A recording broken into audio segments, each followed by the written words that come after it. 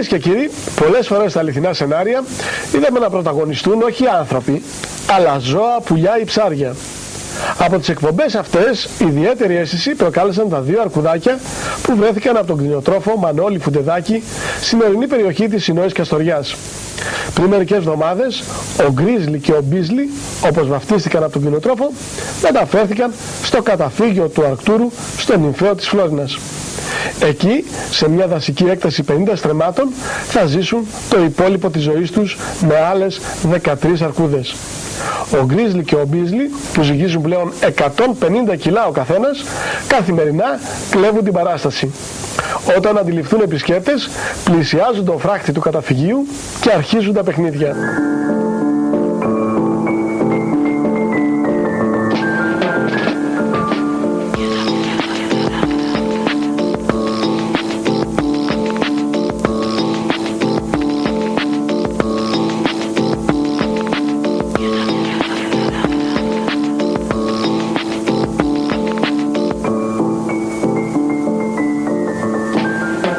Πριν από κάμποσο καιρό, μ' είχε πάρει ο γιος μου τηλέφωνο ότι τα σκυλιά ορμήσαμε στο δάσος, εκεί που ήταν με τα πρόβατα και πιάσαν κάτι παράξενα ζώα να πούμε. Αυτός δεν είχε ξαναδεί τέτοια πράγματα. Του είπα εγώ ότι προστάτεψέ τα μέχρι να ανεβώ να δω τι ακριβώς είναι. Και όταν ανέβηκα διαπίστωσα ότι ήταν δύο μικρά αρκουδάκια. Λοιπόν, ήταν πάρα πολύ μικρά τα ζώα αυτά, τα προστατέψαμε από τα σκυλιά. Τα φέραμε στο σπίτι λοιπόν και τα ταΐσαμε και έχουν γίνει τώρα έτσι όπως τα βλέπετε αυτή τη στιγμή.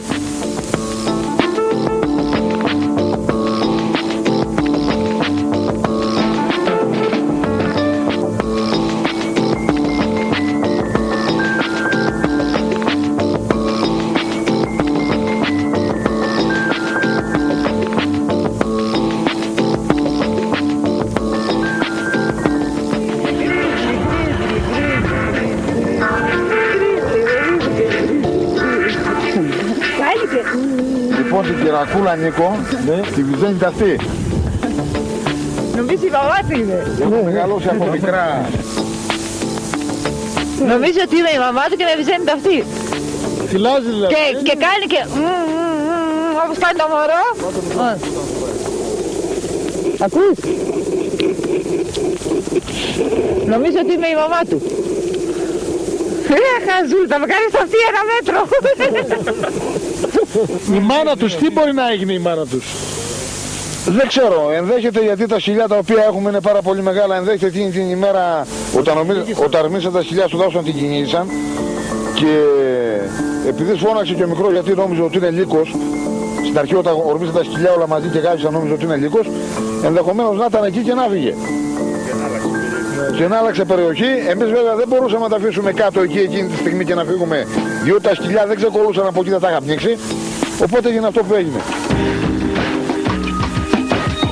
Αυτός εδώ είναι ζηλιάρης, εν τω μεταξύ κάθε φορά πρώτα αυτόν τον ταΐζω και μετά ταΐζω αυτόν. Τώρα ακούει που τρώει αυτός και τρελαίνεται. Λέει τώρα Ναι, ναι. Καταλαβαίνετε και αυτός πήρε το γάλα, τρελαίνονται για γάλα. πόσο γάλα μπορεί να πιω δηλαδή? 3 κουτιά τη φορά θέλω. 3 κουτιά. 10 κουτιά την ημέρα. 3 κουτιά τη φορά θέλω. Για να τις χορτάσω.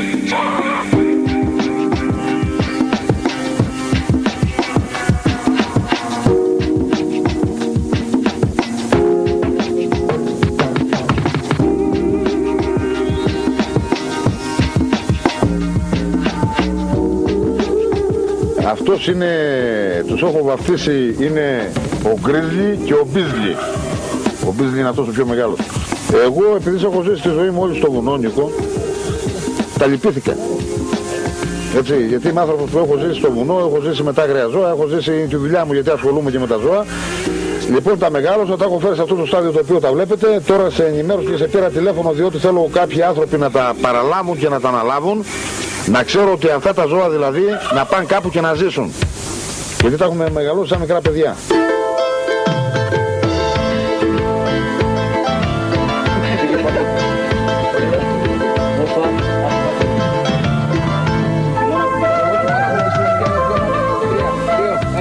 Από τότε πέρασαν 2,5 χρόνια. Τα αρκουδάκια, με μεσολάβηση της εκπομπής, παραδόθηκαν στον Αρκτούρο.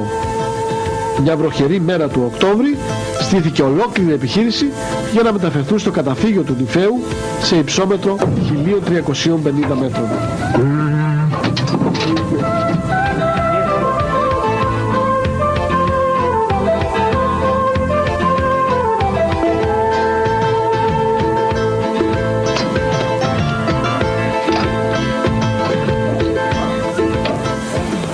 Πού είσαι ρε παλικάρι? Πού είσαι? Έλα, πού είσαι? Να τον ανοίξω να βγει έξω. Να ανοίξω. Καλώς ήρθατε. Τι κάναμε. Τώρα αυτός ποιος είναι? Αυτός είναι ο Κυριάκος. Προσφύγεις καλά αδελφέ? Δεν ξέρω, κοίτας έτσι. Έτσι, φύγεις καλά. Αν τρώνε λέει. Φύγεις καλά και... Πού είσαι ρε παλικάρι? Γκρίζι? Πού είσαι αγόρι μου? Πού είσαι ρε? Ο Μανώλης είναι... Πού είσαι παλικάρι μου? Πού είσαι? Και ο Τζαναμπέτης. Τζαναμπέτης Πού είσαι? Έλα.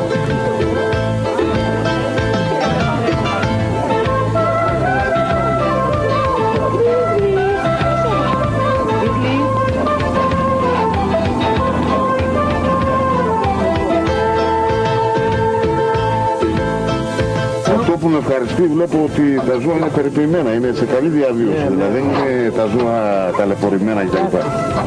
Πού είσαι βρε? Κοίταξε, είναι ζαβολιάς. Ήταν σαν παιδάκι μικρό και σου λέει...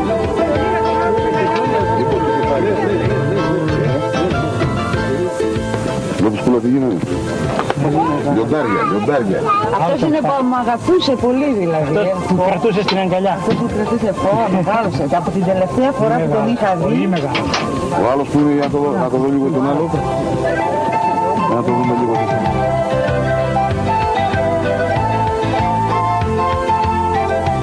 Αυτός ήταν πολύ άγρο από μικρό. Αυτός είναι ο οποίος έκανε τις ζαβολιές. Ναι, αυτός ήταν που δεν ήθελε πολύ σαλτανάτη. Κοίταξε πώς έγινε. Αυτός ήταν που φώναζε, θυμάσαι? Τον είχα τον άλλο με κανένα. Λοιπόν, τι και πάλι.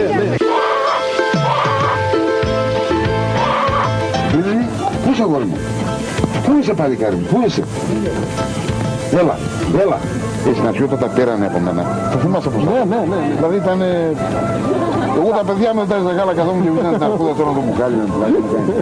Τα αγάπησα, αφού μια εβδομάδα, αυτό δεν στο έχω πει, μια εβδομάδα όταν έφυγες, ότι τα πέρα και φύγατε, λέει και είχαμε κηδεία στο σπίτι.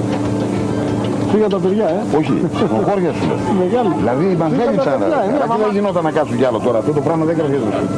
Με πρώτο κρατό. Άσο τώρα, θα σπάσει όλα και τα ρημάξεις τώρα. Τότε όμως ήταν αλλιώς είναι όταν είναι μικρά και τα παίζεις και... Προσυγωνόταν έτσι, αυτό δεν θα το ξεχάσω. Το ένα το χέρι του έτσι, το άλλο έτσι και με έψαχνε, σου λέει πού είναι και μπήκα μέσα στην κουζίνα και θα σπάγανε τα τζάμια για να μπουνε μέσα, λέω μπλέξαμε.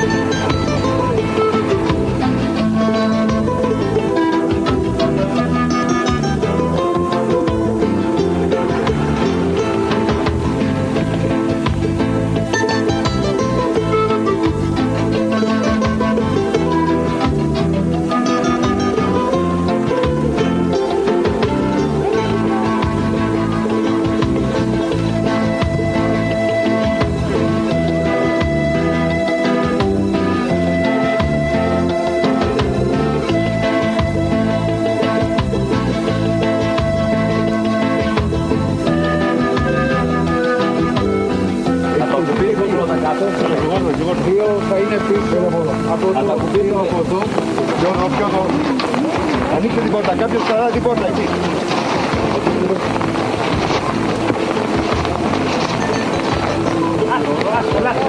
Πάμε όλοι μαζί.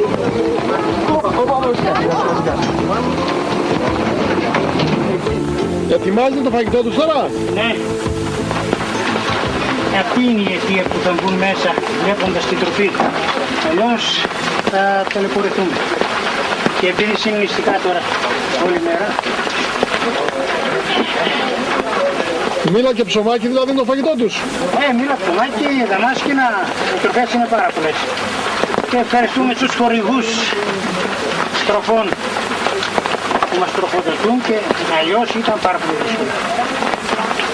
Θα είναι από χορηγούς αυτά, Όλα από χορηγούς. Πύργους, συνεταιρισμός πύργων, συνεταιρισμός Άρνησας, συνεταιρισμός Πήγαμε το Λεμαΐδος, έτσι? Κοζάκης, Ναι. Ζεύς, Κατερίνης, Οικία.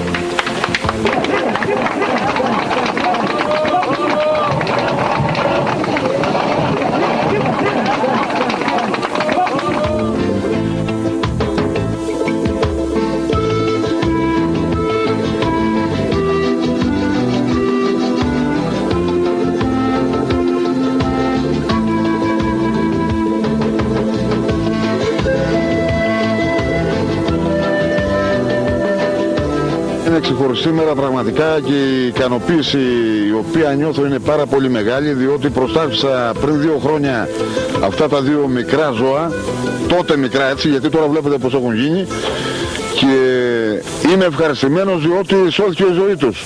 Αν τα αφήναμε στο δάσος ελεύθερα, το πιο πιθανό σε μια εβδομάδα θα τα βρίσκαμε σκοτωπεθαμένα.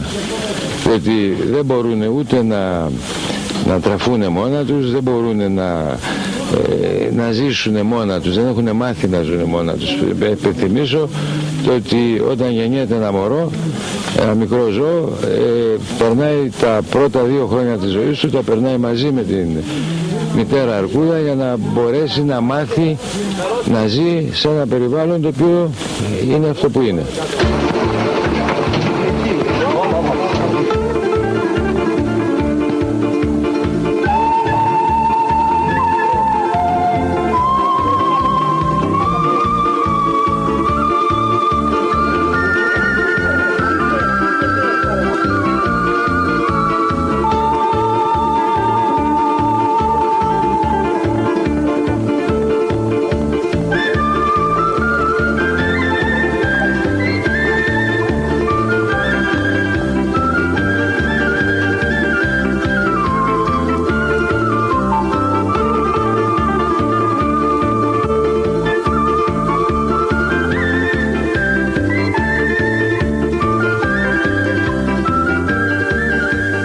Αγαπητέ φίλε Νίκο, σήμερα είναι μέρα χαρά για μένα, διότι θυμάσαι πριν από 2 χρόνια αυτά τα 2 μικρά αρκουδάκια, το ρεπορτάζ το οποίο κάναμε, και σε ευχαριστώ αδερφέ πάρα πολύ γι' αυτό, γιατί κάποιος πρέπει να ευχαριστήσει την E3 και την εκπομπή σου, γιατί έχει συμμετάσχει στη σωτηρία αυτών των ζώων. Γιατί αν θυμάσαι τότε το είχα αφήσει στη διάθεσή σου και καταλήξαμε εδώ και είδαμε αυτό το ωραίο πράγμα που είδαμε σήμερα. Αρχίζει μια νέα ζωή για αυτά τα ζώα σε έναν χώρο που είναι ειδικά διαμορφωμένος για αρκούδες. Είναι από τους καλύτερους χώρους για αιχμάλωτες αρκούδες στην Ευρώπη και ίσως και στον κόσμο, στον οποίο ζουν, όλες μαζί θα ζουν πλέον 15 αρκούδες. Οι περισσότερες από αυτές είναι αρκούδες χορεύσεις και αρκούδες ταλαιπωρημένες. Θα είναι μέσα στο δάσος τώρα, θα είναι με τις άλλες αρκούδες, θα μπορεί ο κόσμος να τα επισκεφτεί, τα παιδιά μας, τα Ελληνόπουλα και αυτοί οι οποίοι δεν έχουν δει αρκούδα θα ανεβούν, θα τη δουν και θα τη θαυμάσουν, διότι έχουμε φτάσει στο σημείο την αρκούδα να τη βλέπουμε μόνο βαλσαμωμένη, αδερφέ, έτσι που εμείς δεν θέλουμε. Εμείς έτσι, να τη βλέπουμε ζωντανή.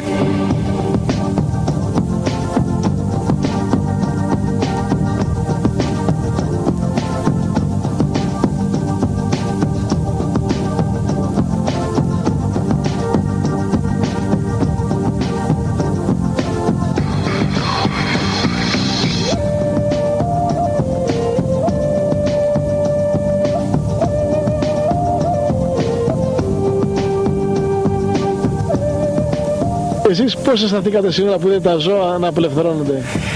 Αισθάνθηκα χαρούμενη γιατί αυτά τα δύο τα αρκουδάκια που τα μεγάλωσα εγώ στην πιο μικρή τους ηλικία τα είδα και πολύ όμορφα και καλά περιποιημένα και αισθάνθηκα περήφανη να σε πω που εξαιτίας από μια άποψη από μένα ζήσανε μια καλή ζωή. Θέλω να περάσω και ένα μήνυμα από αυτό το ρεπορτάζ προς τον κόσμο, προς τα Ελληνόπουλα, προς τη νέα γενιά, γιατί εμείς σιγά σιγά και η ηλικία περνάει, θα φύγουμε κάποια στιγμή. Θέλω να ευαισθητοποιηθεί η νεολαία και να μην τα πειράζει τα ζώα.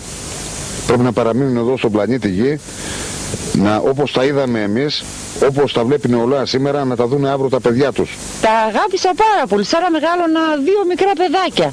Όταν έφυγα τελικά από το σπίτι σας έλειψαν? Πάρα πολύ. Στεναχωρέθηκα, ιδίως τις πρώτες εβδομάδες μου έλειπαν συνέχεια, σαν κάτι το είχα και να το έχασα ξαφνικά. Πάρα πολύ. Ιδίως αυτό τον αρκουδάκο πολύ τον αγαπούσα. Όλος ήταν λίγο τον Μπιζλάκο, έτσι τον έλεγα. Τον αγαπούσα πολύ. Όλος ήταν λίγο οντάρτης, σαν το αφεντικό του, το Μανολιό. Μόλις έτρωγε ήθελα να με ξεχνούσε ή ήθελε να παίζει, αλλά αυτός ο άλλος ήταν σαν ένα παιδάκι δικό μου. Τι να σε πω, πολύ το αγαπούσα αυτό το αρκουδάκι. Το άκουσες, θυμάσαι τότε που τον έβιζε τα αυτή και λες και ήμουν η μαμά του. Είναι μια εμπειρία μοναδική, δεν θα την ξεχάσω.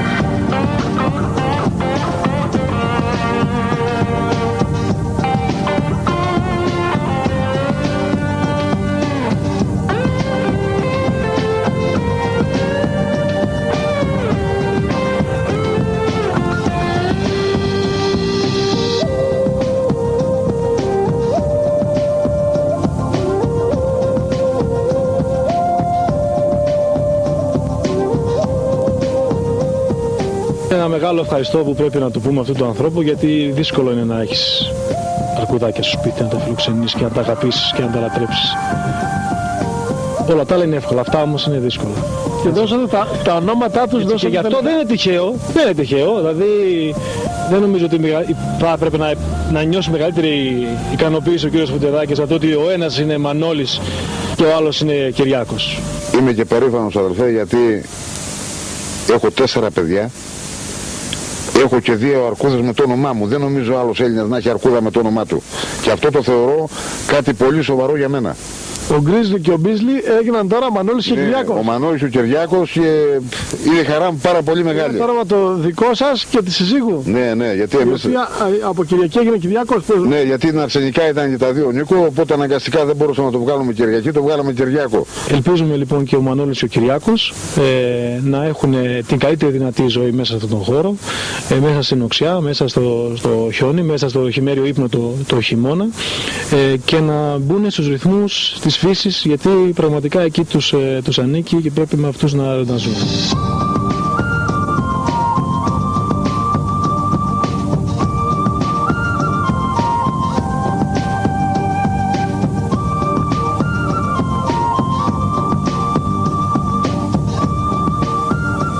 Από την πρώτη στιγμή που μπήκαν στο καταφύγιο οι 2 μικροί αρκούδοι, εξοικειώθηκαν με το περιβάλλον, δείξαν αφάνταστο ενθουσιασμό και χαρά. Πρώτη φορά άλλωστε συνάντησαν δέντρο στη ζωή τους. Και προφανώς και άλλες αρκούδες. Ναι, βέβαια, και τις υπόλοιπες αρκούδες, οι οποίες οι υπόλοιπες αρκούδες τους πήραν με πάρα πολύ καλό μάτι και από την πρώτη στιγμή γίνανε όλοι μαζί μια οικογένεια. Άλλωστε, όπως βλέπουμε εδώ, ο μεγάλος είναι ο μεγαλύτερος σε μέγεθος αρκούδες του καταφυγίου. Είναι στην ουσία ο προστάτης των 2 μικρών πλέον. Και ανά πάσα στιγμή, αν προκύψει κάποια ψημαχία με τις υπόλοιπες, παρεμβαίνει και τις προστατεύει.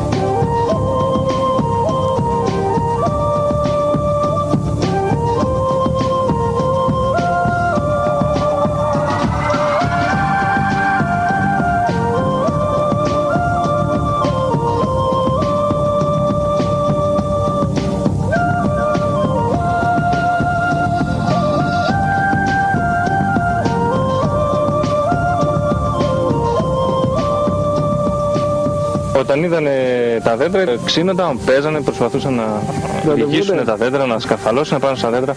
Δεν είχαν ζήσει ποτέ μέσα σε ένα τέτοιο δάσος τα αρκουδάκια. 2,5 χρόνια τώρα που είναι στη ζωή. Πρώτη φορά έχουν δει δέντρα και βλέπετε ακριβώς τι...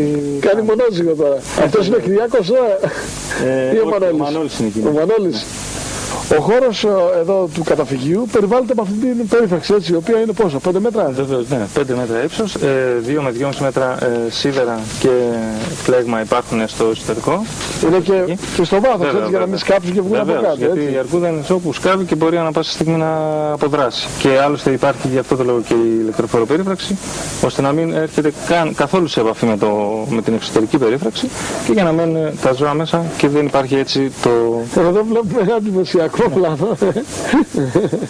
Μια η αρκούδα πάνω στην άλλη. Τώρα αυτός είπαμε είναι ο Μανώλης πάνω στο Κυριακό, Μάλιστα. Είναι παιχνιδιάρες πάντως, βλέπουμε ότι... Το χαίρονται. Το χαίρονται,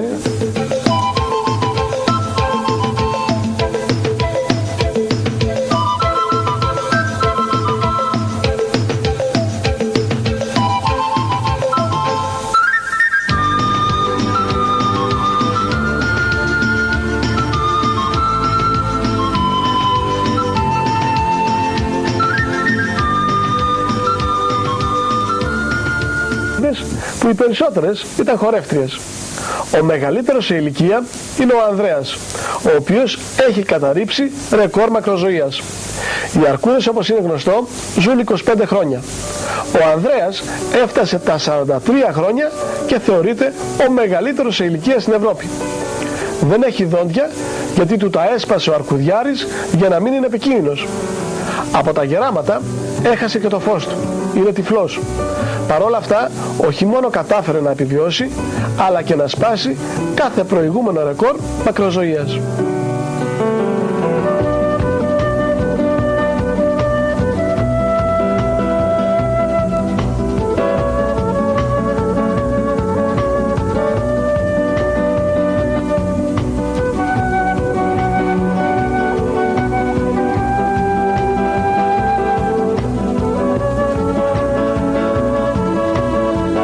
Βλέπουμε τον παππού της παρέας του καταφυγίου. Μιλάμε για τον Ανδρέα που είναι σήμερα 43 χρονών. Αυτός είναι λοιπόν ο Ανδρέας, Βεβαίως. Αρκούδα πρώην χορεύτρια. Κατασκεύθηκε στην Αλεξάνδρεια Μαθίας το 1993. Ήταν πάρα πολύ ταλαιπωρημένος, υποσιτισμένος. Τα δόντια του ήταν τα περισσότερα σπασμένα. Τα είχε σπάσει ο αρκουδιάρης για να μην επιτίθεται στον ίδιο και στον κόσμο. Τα νύχια του όμως είναι τεράστια, έτσι. Τα νύχια του, ναι.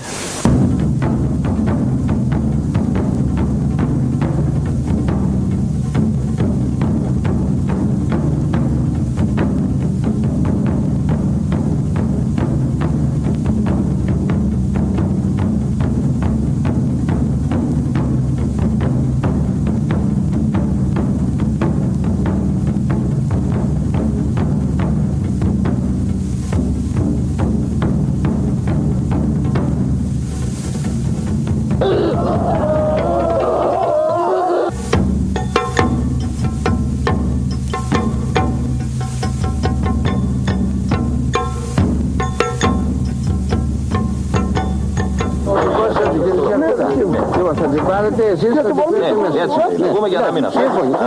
Μα εγώ εσείς θα σας κάνω εμβολία, την δίνω από εκεί και τη βάζουμε στο κλουβί, κύριε Ταγματάργα μου.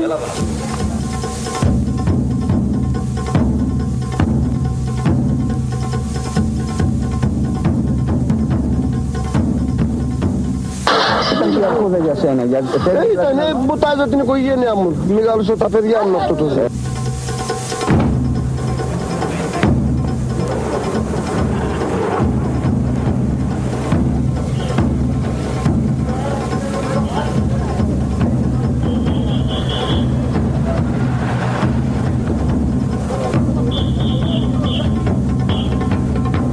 Εφαρμόστηκε ένας νόμος που υπάρχει από το 1969 στην Ελλάδα. Δεν μπορούσε όμως να εφαρμοστεί γιατί δεν υπήρχε ο κατάλληλος χώρος πουθενά. Κατασχέθηκαν λοιπόν αιχμάλωτες αρκούδες από αρκουδιάριδες. Ο Αρκτούρος ιδρύθηκε ακριβώς για να καταπολεμήσει το φαινόμενο αυτό. Γι' αυτό ίσως και το μεγαλύτερο κομμάτι της επικοινωνίας μας προς τα έξω και της δραστηριότητάς μας παραμένει η αρκούδα, γιατί βέβαια αποτελεί και ένα πολύ σημαντικό είδος δίκτυο, όπως λέμε εμείς στον Αρκτούρο, για τα δάση και τα βουνά της χώρας μας. Είναι το ανώτερο είδος, είναι το μεγαλύτερο χερσαίο θηλαστικό που ζει στα δάση της πατρίδας μας και είναι και βέβαια δείκτης καλής υγείας των δασών μας. Έχει καταφέρει να σπάσει κάθε προηγούμενο ρεκόρ, 43 χρόνια. Βεβαίως. Βέβαια το όριο είπαμε είναι 25 χρόνια, έτσι. 25 χρόνια πώς το εξηγείται αυτό? Έχει δοθεί κάποια εξήγηση? Είναι απλή η εξήγηση, ότι καταρχάς ο Ανδρέας ζει σε ελεγχόμενο χώρο, φροντίζεται καθημερινά από τους ανθρώπους του Αρκτούρου και έχει καταφέρει. Έχει στα εμβόλια, τα εμβολιάζει, δεν είναι? Βεβαίως, τα φάρμακα τους τα παίρνουν κανονικά, τρώει κανονικά καθημερινά. Δεν έχει προβλήματα που έχει μια ελεύθερη αρκούδα η οποία αναγκάζεται να ψάξει να βρει τη τροφή της, και εννοείται ότι έχει πολλούς κινδύνους κάποιος να τη σκοτώσει ή να συμβεί οτιδήποτε σε αυτό.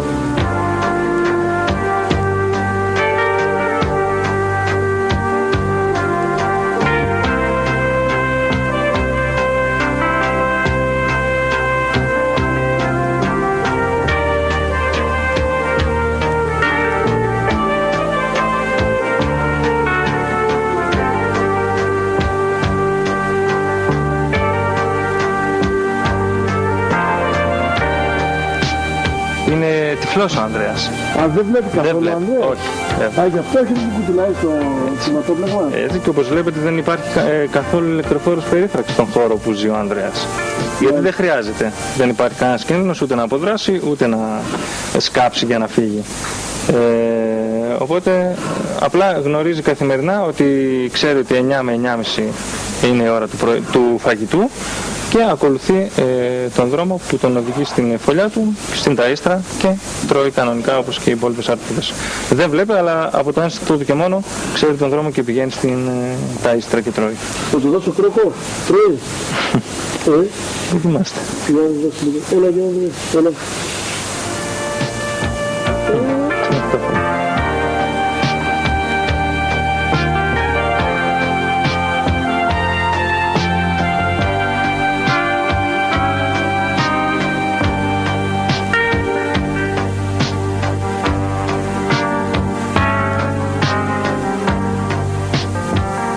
Το κοινό πια μετά από τα χρόνια δουλειάς του Αρκτούρου, και το λέω αυτό έτσι χωρίς να θεωρηθεί υπερφύαλο ή τέλος πάντων υπέρ του Αρκτούρου, νομίζω ότι είναι περισσότερο ευαισθητοποιημένο από ό,τι ήταν όταν ξεκίνησε η δουλειά του Αρκτούρου για την αρκούδα.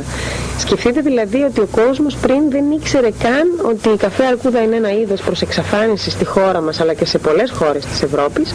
Ο Αρκτούρος υποδέχεται στις εγκαταστάσεις αυτές μόνο περίπου 50.000 κόσμο το χρόνο, από τους οποίους περίπου οι 10.000 είναι μαθητές και οι οποίοι είναι η πιο ευαισθητοποιημένη ομάδα από όλες. Οι μαθητές και τα παιδιά είναι αυτοί που αγαπούν περισσότερο την αρκούδα, ίσως γιατί όλοι μεγαλώνουμε με ένα αρκουδάκι αγκαλιά στα χέρια μας. Ίσως γιατί η αρκούδα πραγματικά, εκτός από μεγαλόσωμη και άγρια, συνήθως μας εμφανίζεται χαριτωμένη, γλυκιά και λίγο πιο κοντά στον άνθρωπο. Πάντα υπάρχει κάποιος λόγος, αν το θέλεις. Πάντα υπάρχει κάποιος λόγος να γελάς.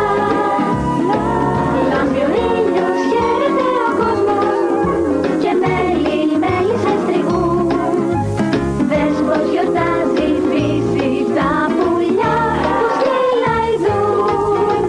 Πάντα υπάρχει κάποιος λόγος να σκορπίζει.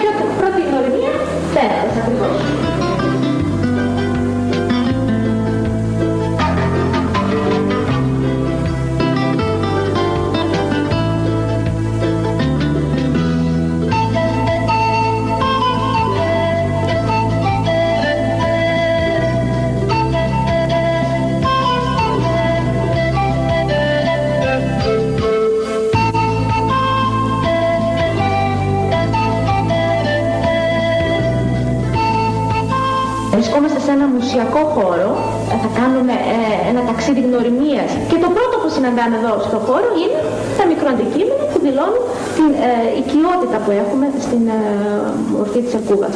Δεν τυχαίο εξάλλου ότι το πρώτο πράγμα που αγκαλιάζει ένα μικρό μωράκι είναι ένα αρκουδάκι. Τα παιδιά λοιπόν έρχονται εδώ με τα σχολεία τους, ευαισθητοποιούνται. Είναι τα παιδιά που ενισχύουν και πάρα πολύ την προσπάθεια του Αρκτούρου, γίνονται μέλη, συνδρομητές δηλαδή στον Αρκτούρο, υιοθετούν αρκούδες με τις σχολικές τους τάξεις και μας υποστηρίζουν με κάθε τρόπο. Μας κάνουν πολλές ζωγραφιές, εργασίες όλο τον χρόνο που μας τις στέλνουν μαζί με πολύ γλυκά και ενθαρρυντικά λόγια.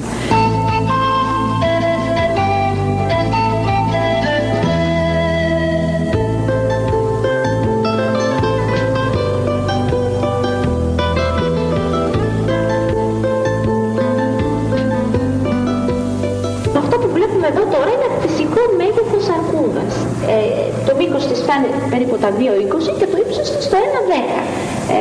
Όχι, μην φανταστείτε ότι έχει και μεγάλη διαφορά από αυτό που βλέπετε. Η αρκούδα ζει περίπου 25 χρόνια, έχει τέλεια ακοή, πολύ καλή όσφρηση, καθόλου καλή όραση.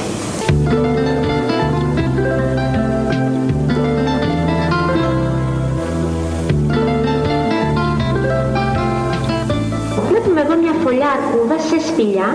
Είναι φυσικό μέγεθος φωλιάς. Εδώ θα κοιμηθεί η αρκούδα το χειμώνα, Δεκέμβριο με Μάρτιο. Τον ύπνο της το λέμε λίθαργο και όχι νάρκη, και αυτό γιατί ξυπνά πάρα πολύ εύκολα, ενώ ένα φίδι πέφτει σε ένα και δεν θα ξυπνήσει με τίποτα. Τώρα αν ξυπνήσει η αρκούδα δεν μπορεί να ξανακοιμηθεί. Θα βγει έξω από τη φωλιά της, θα αρχίσει να αναζητά τροφή, δεν θα βρίσκει τίποτα και έτσι θα πεθάνει. Επίσης, κατά τη διάρκεια του λίθαργου η αρκούδα θα γεννήσει τα μικρά της. Θα μισοξυπνήσει το Γενάρη, θα γεννήσει, θα βάλει τα μικρά της να θυλάσουν και θα ξανακοιμηθεί.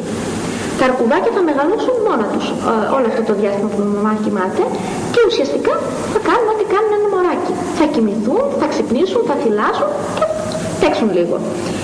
1 με 2 μικρά γεννάει η αρκούδα, κάθε 2 με 3 χρόνια είναι γυμνά και τυφλά όταν γεννιούνται και ζυγίζουν μόλις 250 γραμμάρια.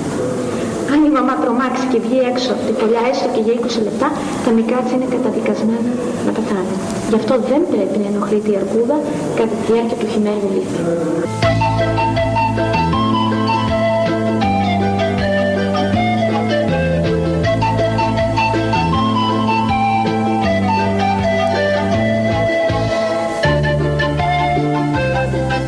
Βλέπουμε εδώ λοιπόν τι περιλαμβάνει το διαιτολόγιο της αρκούδας.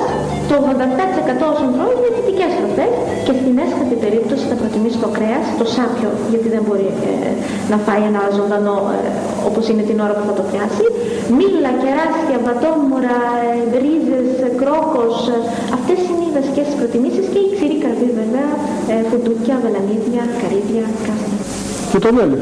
Και το μέλι μαζί με τις μέλισσες, δεν έχει κανένα πρόβλημα να φάει και τα δύο. Εδώ στο τραπέζι βλέπετε μια ποσότητα περίπου 40 κιλών φουντουκιών, τα οποία μπορεί να φάει άνετα σε μια μέρα. Αν τα βρει, δεν τα βρίσκει όμως. Ανθρώπους εννοείται ότι δεν τρώει και ούτε επιτίθεται στον άνθρωπο.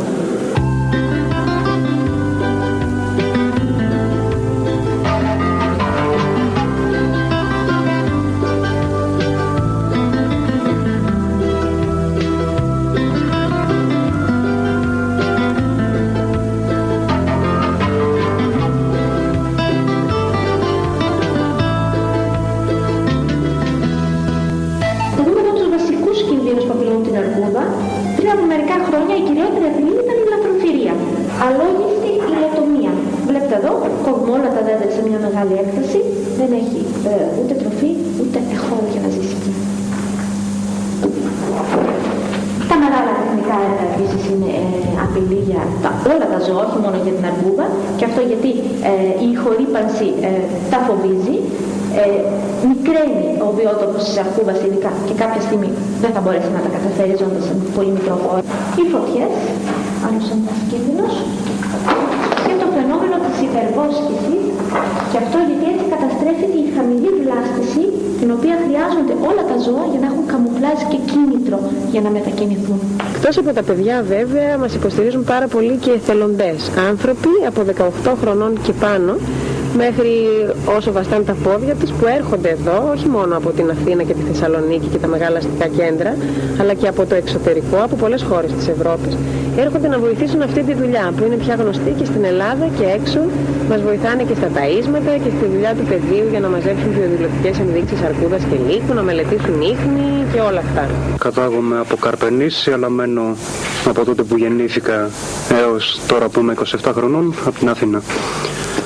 Τον Αρκτούρο τον ξέρω μέσω της εμπειρίας μου, επειδή έχω εργαστεί και σε άλλες οικολογικές οργανώσεις καθαρά εθελοντικά. Είναι και από τις πιο γνωστές ελληνικές περιβαλλοντικές οργανώσεις. Εργάστηκα σε όλες τις υπόλοιπες και ο Αρκτούρος είναι ο τελευταίος. Πώς βλέπετε αυτή την εμπειρία σας? Είναι φανταστική εμπειρία. Τι σας δίνει τόσο και για τα ζώα, που όπως και να έχει, εντάξει, αγαπάμε όλα τα ζώα, αλλά αρκούδες και λύκοι είναι κάτι διαφορετικό. Οπότε σου δίνει η ευκαιρία να έχεις την επαφή με αυτά τα ζώα και φυσικά το περιβάλλον στην περιοχή, το οποίο είναι απίστευτο. Ειδικά για κάποιον ο οποίος είναι από την Αθήνα.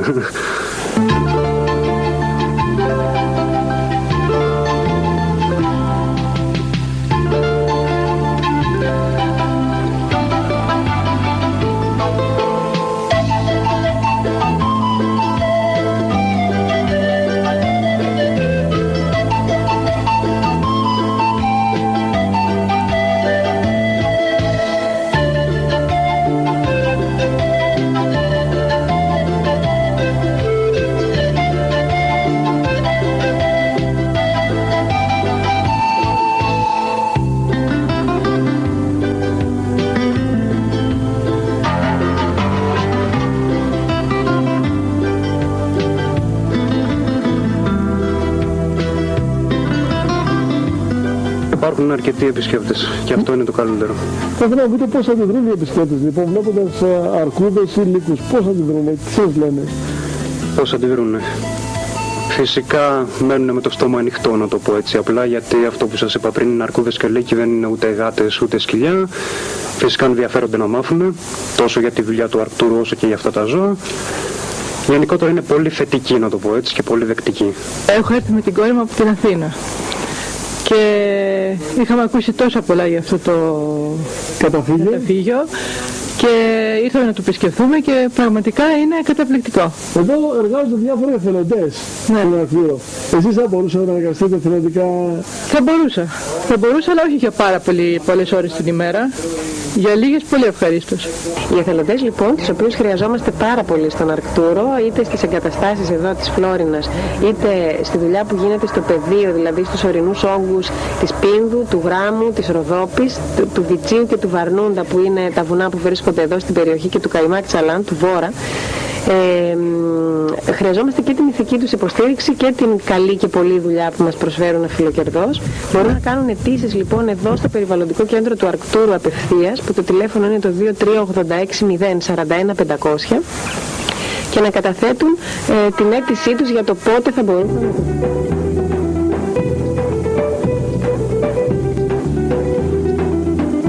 Ο Αρκτούρος, που είναι μη κυβερνητική οργάνωση, ιδρύθηκε το 1992 για την προστασία της άγριας φύσης. Εκτός από το καταφύγιο για τις αρκούδες, διαθέτει και καταφύγιο για τους λύκους. Στο καταφύγιο αυτό φιλοξενούνται 9 λύκοι. Πού βρέθηκαν? Οι περισσότεροι κατασχέθηκαν από κάποιους επιτίδιους, οι οποίοι τους έπιασαν μικρούς και πίστεψαν ότι αν τους εκπαιδεύσουν θα τους κάνουν λυκόσκυλα.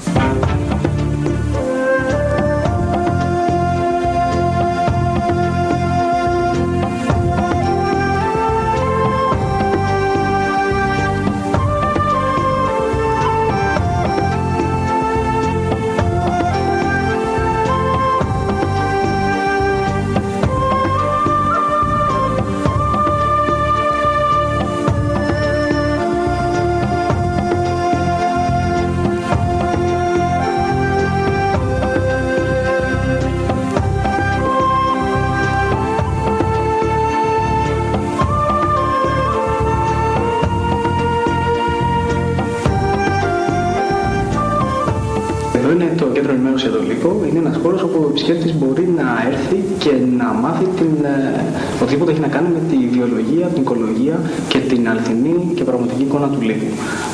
Συχνά στις παραδόσεις των αιώνων ο Λύκος παρουσιάζεται ως ένα κακό ζώο και τώρα τελευταία υπάρχει μια μεταστροφή της εικόνας του προς το καλό. Εμείς αυτό το οποίο θέλουμε να περάσουμε στον κόσμο είναι ότι ο Λύκος, όπως και όλα τα ζώα, δεν είναι ούτε καλά αλλά ούτε και κακά. Είναι κάποια είδη τα οποία αποτελούν μια συγκεκριμένη λειτουργία στο οικοσύστημα.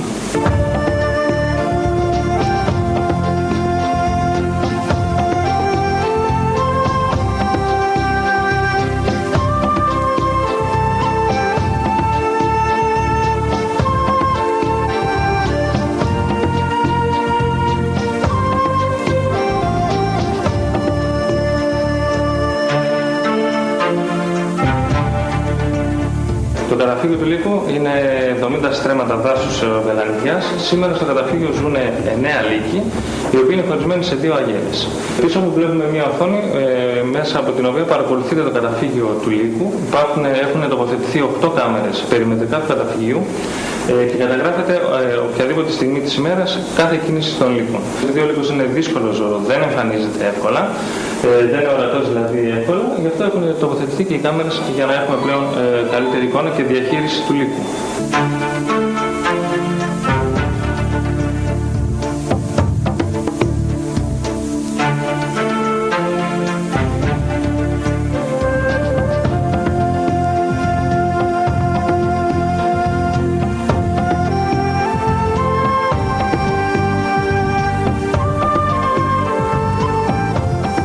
Εδώ βλέπουμε το σύστημα διαχείρισης των 8 καμερών που βρίσκονται στο καταφύγιο.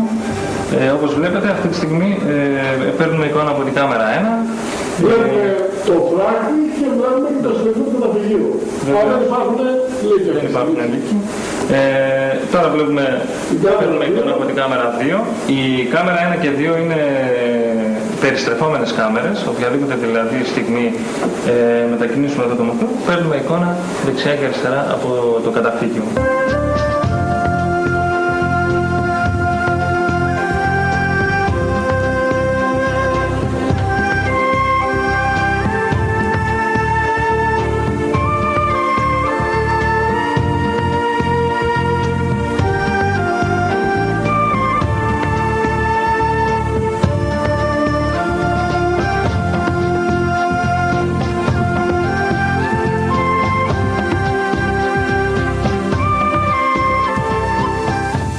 Υπάρχουν 9 λύκοι, οι οποίοι έχουν όλοι κατασχεθεί από ιδιώτες, οι οποίοι τους κρατούσαν υπό καθεστώς αιχμαλωσίας, το οποίο είναι παράνομο με βάση την νομοθεσία της χώρας μας.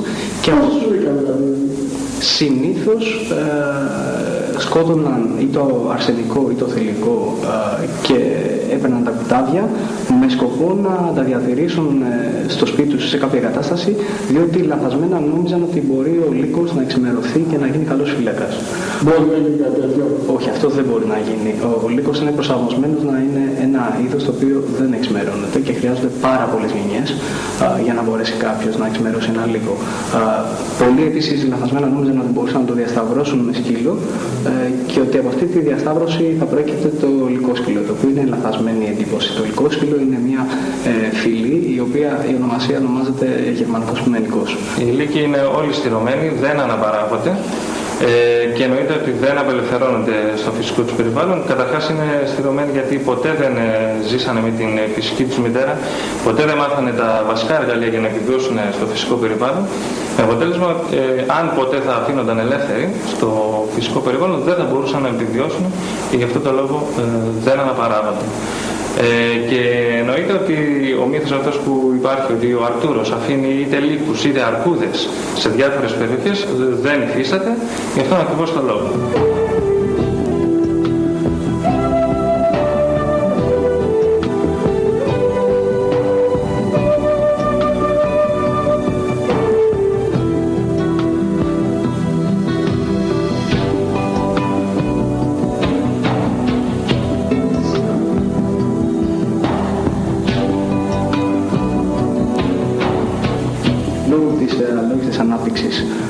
Και χρήσης του φυσικού πλούτου, αυτή τη στιγμή έχουν διαταραγμένο οικοσύστημα, όπου ως εκ πλησιάζονται άμεσα τα μεγάλα σαρκοφάγα. Δυστυχώς στη χώρα μας οι ζημίες που προκαλούνται από τα μεγάλα σαρκοφάγα οφείλονται στο ότι δεν έχουμε τα μεγάλα πληθώρα τα οποία αποτελούν τη φυσική τους λία. Έτσι λοιπόν μια αγέλη λύκου η οποία έχει την επικράτειά της, όπως φαίνονται από τα κόκκινα φωτάκια, γύρω από ένα ανθρώπινο οικισμό, δυστυχώς απειλεί τους κτηνοτρόφους και κάνει ζημίες στα ζώα, διότι δεν έχει άλλη πηγή τροφής.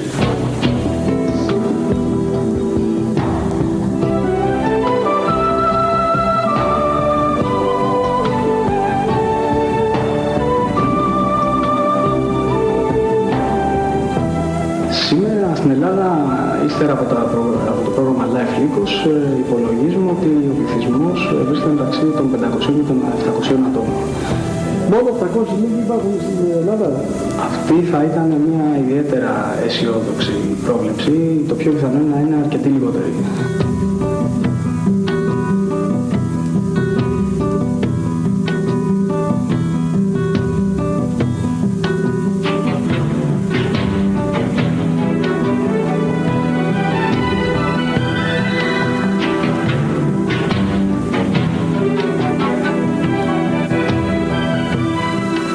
Εδώ βλέπουμε το σκελετό ενός ελληνικού ποιμενικού τσοπανοσκύλου, ο οποίος από ό,τι θα παρατηρήσετε είναι αρκετά ογκώδης, γιατί ο ρόλος του είναι καθαρά αμυντικός και όπως μπορούμε να δούμε σε σχέση με το λύκο υπερτερεί σε μέγεθος.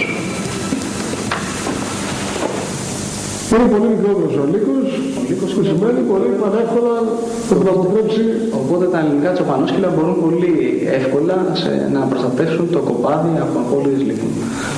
Αν θέλετε μπορούμε να πάμε να δούμε τσοπανόσκυλα στο κτηνιατρικό σταθμό.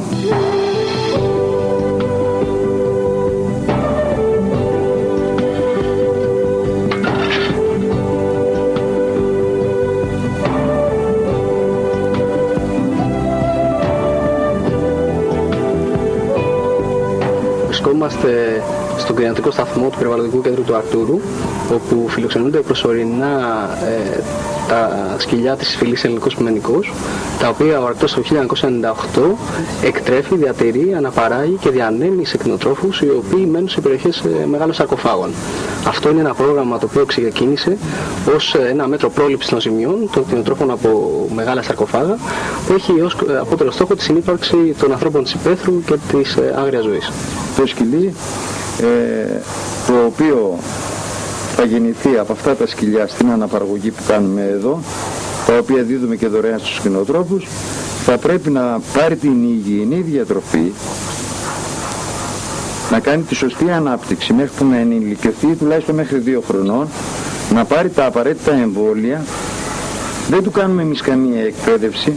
Από εκεί και πέρα ο κτηνοτρόφος πρέπει να συνεχίσει την υγιεινή διατροφή για να μπορεί να κάνει την ευσωμότητα του σκυλί να φτάσει στα 65 κιλά περίπου, και προπαντός αυτό το σκυλί να το βάλει φέλακα, μπάσταγα από μικρό μέσα στα πρόβατα, από 5-6 μηνών στερνάκια μέσα, ούτως ώστε να πάρει καλά τη μυρωδιά του κοπαδιού και να όταν θα έχει το κοπάδι κάποια, θα έλεγα, επίθεση από τους λύκους, να θεωρεί τα πρόβατα μέλη του δικά του και να τα προστατεύει. Αυτό είναι ένα χαρακτηριστικό δείγμα της φυλής του ελληνικού ποιμενικού. Είναι θηλυκό, ονομάζεται Ολυμπιάδα, είναι 8 ετών περίπου και όπως βλέπετε είναι μεγαλόσωμα σκυλί. Είναι μεγαλόσωμα σκυλί και έχει όλα εκείνα τα χαρακτηριστικά, όπως πυκνό τρίχωμα, δυνατά πόδια, δυνατά οθωράκα, τα οποία του επιτρέπουν να επιβιώνει στις αντίξωες συνθήκες του ιδιαίτερου ανάλυση και να αντιμετωπίσει τα μεγάλα σαρκοφάγα.